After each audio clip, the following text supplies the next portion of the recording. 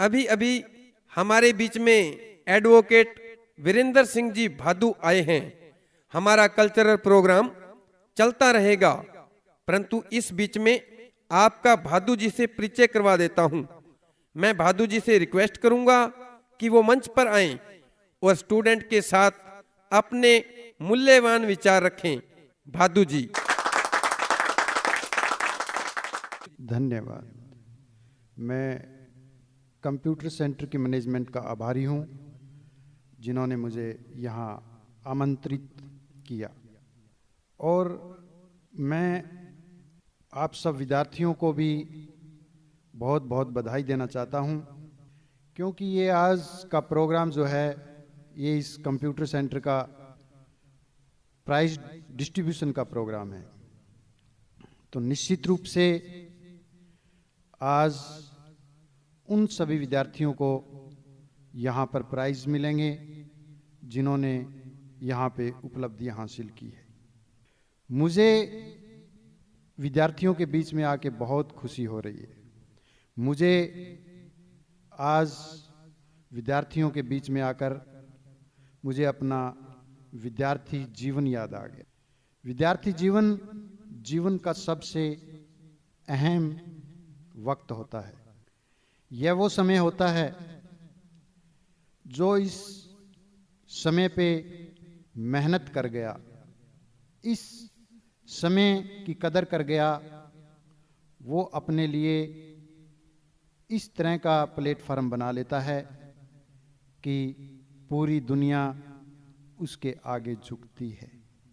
वरना यदि वो इस समय की अहमियत नहीं समझता और इस समय को बर्बाद कर देता है, तो उसे अपनी पूरी जिंदगी दूसरों के आगे झुकना पड़ता है।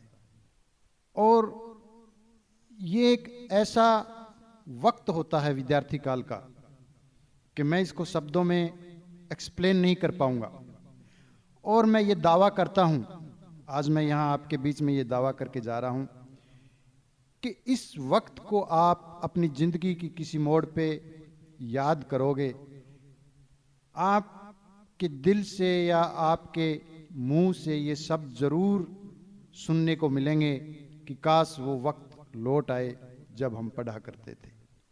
और मैं आपको कहना चाहूँगा कि आज आप अपने इस वक्त को इस तरह लगा दो कि आप अपनी जड़ें जमीन में गहरी से गहरी गाड़ दो।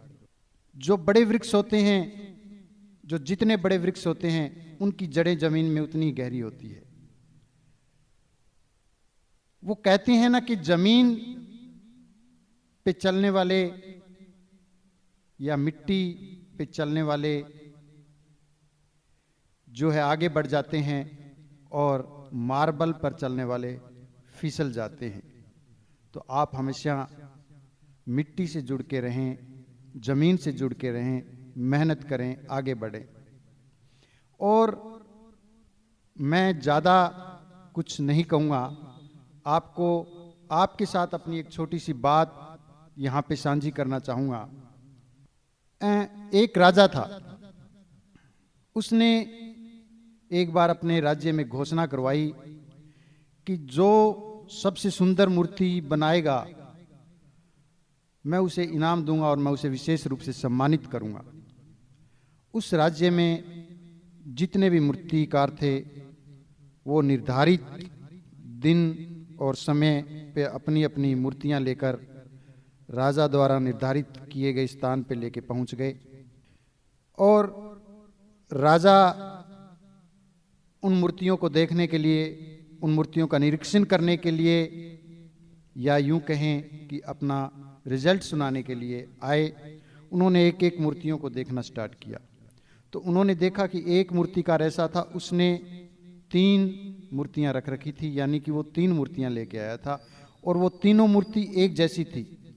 उनका एक ही आकार था, एक जैसे उन्होंने कपड़े पहन रखे थे, एक ही मिट्टी की बनी हुई थी, हूबहू एक जैसी। राजा को बड़ी हैरानी हुई, राजा रुक गया। हुआ उसने उस मूर्तिकार से पूछा कि तू एक जैसी 3 मूर्तियां यहां क्यों ले आया। और उस मूर्तिकार ने उन 3 मूर्तियां जो थी तो एक जैसी, परंतु उनके जो है कीमत के टैग या लेवल जो हैं वो अलग अलग लगा रखे थे। एक मूर्ति के गले में जो लेवल लटक रहा था वो 200 रुपये का था, और दूसरी मूर्ति के गले में जो लेवल लटक रहा था वो 2000 रुपये का था, और तीसरी के जो था वो 20,000 रुपये का था। और राजा ने पूछा, एक जैसी मूर्ति, सब कुछ एक जैसा, और इनके रेट 3 और रेटों में इतना अंतर क्यों। तो उस मूर्तिकार ने राजा को समझाया कि हे महाराज, मैं जब ये मूर्तियां बना रहा था या मैंने मूर्ति बनानी शुरू की तो मैं बस पहली मूर्ति के कानों में छेद करना भूल गया। तो मैंने इसकी कीमत 200 रुपये रख दी, क्योंकि यह मूर्ति कुछ सुनती नहीं है। और फिर मैंने दूसरी मूर्ति बनानी शुरू की तो उसके कानों के छेद करने लगा, तो वो छेद आर पार हो गए। तो ये मूर्ति सुनती तो है परंतु दूसरे कान से बाहर भी निकाल देती है। और फिर मैंने तीसरी मूर्ति पे मैंने पूरा ध्यान लगा दिया कि इसके कानों में छेद मैंने सही तरीके से किया, ताकि ये मूर्ति जो है हर बात को सुन सके, समझ सके। तो ये इंसान की स्थिति भी ऐसी होती है इन मूर्तियों की तरह। जो लोग किसी की नहीं सुनते, अच्छे लोगों की विशेष रूप से नहीं सुनते, वो लोग अपनी जिंदगी यूं ही बर्बाद कर देते हैं।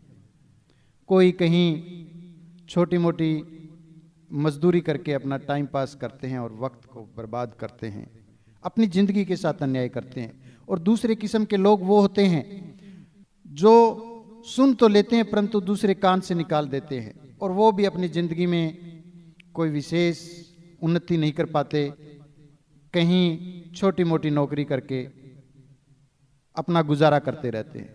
और तीसरी तरह के लोग वो होते हैं जो अच्छी बातों को सुनते हैं, देखते हैं, महसूस करते हैं और उस पे निर्णय लेते हैं, और उसके बाद में वो आगे बढ़ते हैं और लोगों पे राज करते हैं। तो आपने ऐसा ही बनना है, आपने ऐसा बन के नहीं रहना कि आप किसी की सुनो ही ना, विशेष रूप से किसी अच्छे आदमी की सुनो ही ना, या किसी अच्छे आदमी की बात को एक कान से सुना या दूसरे कान से निकाल दिया।